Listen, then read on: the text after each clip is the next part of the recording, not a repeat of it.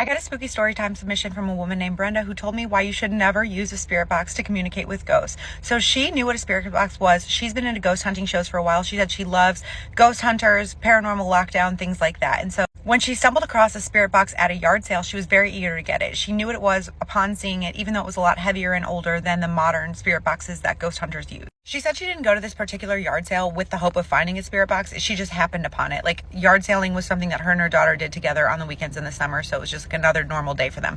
But as soon as she sees it, she grabs it. She goes over to the couple running the yard sale, and she's like, how much do you guys want for this? The man's older. She said probably in his 70s. He looks at it, looks at her, shrugs, and says maybe $10. She's like, done, bet. Gives the guy $10, goes back to her car, puts the spirit box in the car. Her daughter's in the front seat. She's getting in the front seat of her car to drive away when the woman who's running the yard sale, also in her 70s, comes over, and she said she like startled her because all of a sudden she's just standing outside of her window. So she rolls down the window. The woman leans in and says, don't tell it your name if it asks. She's like, okay, thanks for the warning. They're driving away. Her daughter's like, oh, she just said that to spook you. Brenda brushes off the warning. She's like, yeah, she probably did just say that to be like spooky or whatever. Brenda said she believed in the paranormal, but she had never seen anything. She had gone on ghost hunts before, like guided ghost tours, things like that, but had never really captured anything on camera. So she really wasn't expecting anything to come from it. She just thought it would be a cool relic to have. She asked her daughter, like, because her daughter was also into ghost hunters and stuff like that. She's like, do you want to come over to my house and play with it? Her daughter's like, no, I'm just going to go home. I have stuff to do.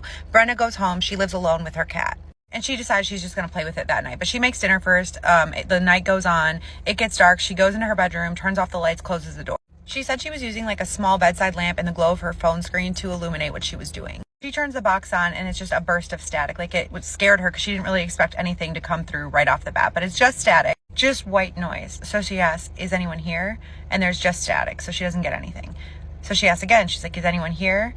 She's listening for a few seconds. And then she said she heard a voice say, yes. She said instant chills because she did not expect to pick anything up. So she asked, who are you? There's static again for a few seconds, and she says again, who are you? And the voice says, lost. Her heart drops. So she's like, maybe this is like a prank. Like, maybe this box is just programmed to do this. So she fiddles with the knobs a little bit. She said they were almost like stuck because they were so old. So she fiddles with them again. She's like, how did you die? The static cuts out. There's nothing. So she asks again, how did you die? Nothing. So she fiddles with the knobs again, goes back to like the original setting she was on. She says, how did you die? And the voice says, fire. Now, she did say distinctly that the voice was neither male nor female. It was like a whisper, but she couldn't make out any particular features of the voice. It was just like something very distant whispering to her. Now, she's gassed up. She cannot believe she's actually getting something. So she says, do you remember your name? Same thing. Silence for a minute, and then it says, yours. She said that was what spooked her because she remembered what the woman said when she leaned into her car, telling her not to tell it your name. So she's like, no, tell me yours. It was just static again. She's sitting there. She's got like goosebumps. And then she said she noticed like a shift in the energy of the room. Like, the air just felt dense, if that makes sense. She says she can't explain it. Then her phone flickers. Like, it had been illuminated next to her on the bed. It flickers and it goes dark. And then through the speakers, she hears her own voice repeating everything that she said, but it wasn't exactly her voice. It was distorted. It repeated every word, every question, but it sounded like something was forcing the words out. Like the tone was off. She said she turned the knob to shut the box off, but the static grew louder when she turned it down.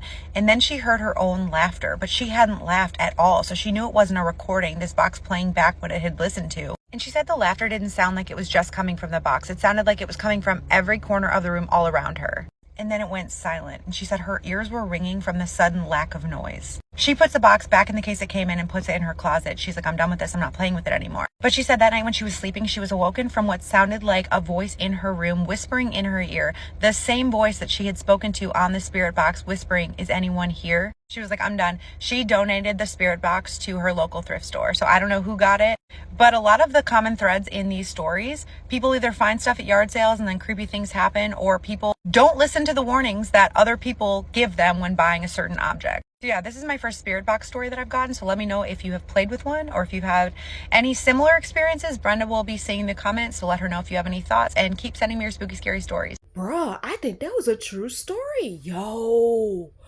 Yeah. Nope. Nope. Let's just add it to the list of things you don't get at a yard sale, bruh. Right there. Right there. We got, what's those makeup, vanities? Is that what it's called? What's it called? Makeup something. That might be it. That might be it. Mirrors and spirit boxes. You don't get those things at yard sales, bruh. I don't even want to go to a yard sale anymore. Like, I just had one last year.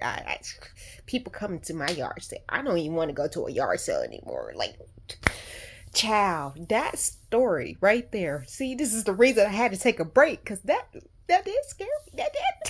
I ain't playing with that. Anybody play with a spirit box? I know y'all probably have. Like, I don't know. And it might have been different, maybe because that one was older, and the ones they have now that you see on TV, the ghost hunters, are newer and they're like technology. I don't know. I ain't playing with none of that. None of it. Let's talk about demonic attachments. If you're new here, hi. I usually talk about pretty scary stuff, and not so long ago, I opened an email where anyone who finds this page would be able to send me their ghost stories. And let me tell you, I never in my wildest dreams would have thought that I have so many submissions every single week, and I have so many people from different corners of the world telling me their stories. And this is one of them. So let's get into it. The story comes from Elle, who specifically states at the beginning of her email, she does not believe that there is a single house she's lived in that isn't haunted. And at the time of this story, she is 7 years old, living in an older home where there are already spirits present. She describes a couple of these spirits, which include animals and someone who taps on the glass at night. Speaking of that, I don't know if you can hear that in the last clip, but I heard... Eee. Anyways, and before I begin the story, it is important to note that Elle only found out about these details and was able to put the whole story together on why she even saw this demonic entity recently. So from 7 years old and on, like, we're talking 10 plus years, she has not known why she even saw it. But this particular night, she was up reading a comic book in her room. Another important detail, Elle has a fear of the dark. And I don't mean like a, I'm scared of the dark. I have to sleep with the lights on, kind of, I'm scared of the dark. And I really resonate with that because I sleep with a lamp on every single night. But I guess one of the lights was on either in the hallway or in the bathroom where it was illuminating into her room. And she can hear her sister, her mom, and her aunt giggling downstairs. And as Elle is starting to tell herself, like, okay, let's shut the comic book, let's go to bed. And as she's about to put her head down on her pillow, she feels compelled to look at her bedroom doorway, only to see a hand wrapping around the doorway frame. The way she describes this hand, I'm surprised I'm filming this at night, number one. Because I can see it very vividly in my head. She describes it as talon-like fingers that are completely charred. I don't know why the imagery in my head freaks me out, but just thinking about like these thin, frail, bone-like, black, charred talons coming around, no. But it gets worse. Because as Elle is staring in horror and terror, this thing starts to peek out at her.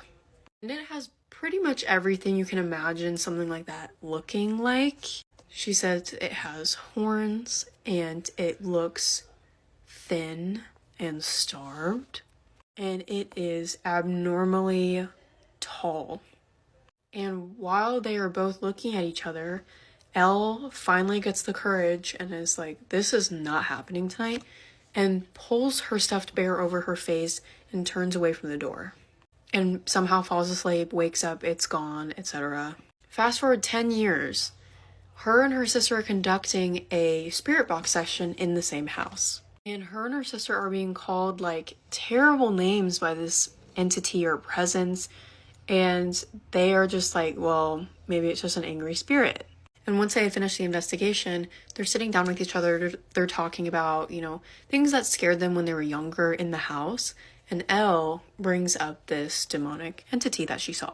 And her sister replies, oh yeah, me, mom, and our aunt did a seance that night. And specifically, they did the seance while intoxicated, but were able to put barriers around themselves and not Elle. And she specifically believes that that is why she saw that thing, was because they did not mean to summon whatever that thing was. But now Elle thinks it's attached to her. And since living her adult life, she's had multiple different experiences that she just cannot explain, and she wants to attribute it to whatever she saw that night. And I just don't have any words to describe how freaked out I was when I first read that, because I read a lot about attachments and possessions and things like that in my email. I've never had anyone describe the way that the presence that they saw looked, especially a not friendly presence and entity. And Elle describes it perfectly at the end of her email, like, demons, okay. Demons that look like demons, like you can physically see them, no. And I have to agree. That's where I kind of draw the line. I get freaked out. But anyways, that's gonna do it for me. Stay tuned for more ghost stories. Girl, it's about to do it for me. I'm gonna do one more video, and then, honey, what? You got to micro exposure, okay, honey? Because that was wow, friend. What were they thinking? And in that moment, why was she thinking? Why wasn't she praying? That part, she should. Well, I guess she was young and she didn't know. I don't know, because I feel like even when I was young, I knew to pray. I mean, the benefits of growing up in the church, honey. So maybe she just did not know that she was supposed to pray for protection, or call out to Jesus, or cast that away. Like, maybe she did not know that at that age. Honey, she just pulled the bear over and went to sleep. I would not be asleep. I would jump out a window probably. I would be thinking of an escape plan, since I can't run through you. If I can't run through you, I'll get out somehow. We're going to make a new door out in the wall. Like, I'm running. I'm getting out. Like, what are we doing? Not just rolling over and going to sleep. What? No. You in here. We in here together now. And we about to duke it out, or I'm going to be out of here. You can stay in here. Girl, that was too much. Okay, I'm going to watch one more. But that was really a lot. So, okay. Another day, another scary story. You guys have been sending in some really good ones, and this one just proved my point that me not wanting to stay in a log cabin is justified. He said that he was driving home late after his cousin's wedding, way later than he should have been, and he was exhausted when he noticed that his phone was only at 3% and he was in the middle of nowhere. So he starts looking around, really paying attention now to all of the buildings around, trying to find a motel, but it was just like old abandoned gas stations, things like that. After about 15 minutes of driving, he comes upon a sign that says lodging this way, vacancy, blah, blah, blah, right? It's like, thank God, finally, and drives down the road, but it's like this gravel road that kind of goes back into the middle of nowhere, and there's these little like log cabins. It appeared to be like completely like vacant. It looked well taken care of, but no one was anywhere to be seen. Goes to the front desk, little building office, and no one was in there, and he's exhausted at this point, so he goes to the cabin right beside the office and checks the door, and it was unlocked. At this point, he's just like, screw it, I'm just gonna stay here, I'm just gonna sleep a few hours, then I'll get back on the road and be on my way. As he walks into the cabin, he sees that someone's already like lit the fire, right? So he's like, what's going on? He calls out, no one's there. He walks around, he goes around behind the cabin, he doesn't see anything. He goes back out to his car to get some stuff and then heads back into the cabin. So he goes back in, he goes to the back, like where one of the bedrooms are at, and it's like in the corner of the cabin, and he notices like all of these weird portraits on the wall. They're just kind of like scattered all over the place. He immediately thinks, oh my God, this is so weird. So he was going to take a picture of it, right? And he pulls his phone out, and now his phone's completely dead. He's like, of course. He said he kind of felt bad about staying there because he felt like he was like breaking the law, which technically he was because he hadn't like paid for the room yet. But he told himself, like, as soon as I get up, I'll go back to that little office thing. Surely someone will be there in the morning, right? I'll just pay then. As soon as he's like in the bed, he just can feel those like portraits like staring at him. He convinces himself that he's just making something out of nothing. He's just exhausted and just tries to fall asleep. A few hours must have passed. He said he didn't have like a watch or anything, but he said he wasn't asleep very long. He didn't feel like, but he woke back up, and then he's like looking around the room and everything, and the sun's up, and he's like, oh, okay, you know, I'm gonna go pay or whatever. But that's when he notices that the portraits that had been staring at him all night were not portraits, they were windows, which meant people were staring at him through the windows all night long. So he said he should have went and paid, but he was too freaked out. He just grabbed his stuff and made a beeline out to his car and got the hell out of there. He said he has no idea who the people were or why they were watching him, but he said that that was the end of his log cabin stays, and I don't blame him. What the freak did I just watch, bruh? What the freak did I just what? Why would she do that to me? Why would she do that to you imagine that? I can't even imagine that. I can't imagine that. How do you not? Oh my goodness. Oh my goodness. That is just wow to me. What? Oh my goodness, my eyes are just tearing up because I'm putting myself in his shoes. Just putting myself in, oh my goodness. That's just weird to me to think that you go to a cabin and everything, like the fire's lit for you, but there's no one to be found, but the sign says vacant. First of all, when it comes to motels, I'm not going. I'm not staying at a motel. One because of Psycho. I was very young when I saw that movie. Very young. Not staying in a motel. And of course, it's a motel. Like nothing against. Yes, everything against motels. If you stayed in a motel, you know for sure. Like, yeah, they leave the lights out for you so the roaches won't come out. The roaches need to hide. You know when you turn the lights on, the roaches scatter? That's why they keep the lights on. So those roaches can hide. You can't see all the roaches up in that motel. That's why they keep those dang lights on. Not for, we were waiting on you. No, the roaches are hiding from you. That's why those lights are. Heck no. I ain't staying in no motel. The last time I stayed in a motel, it looked really nice. It was like, oh, this is so nice. It was time to go to bed. And those roaches came out. And as soon as I saw a roach, because I am black, I was out. I got my refund and I left. I drove all the way back home. Like I was a few hours away. I think I was 4 hours away. I was like, I'm good. I'm up now. I'm up. Girl, bye. Nah. Follow all these creators, like this video, and subscribe.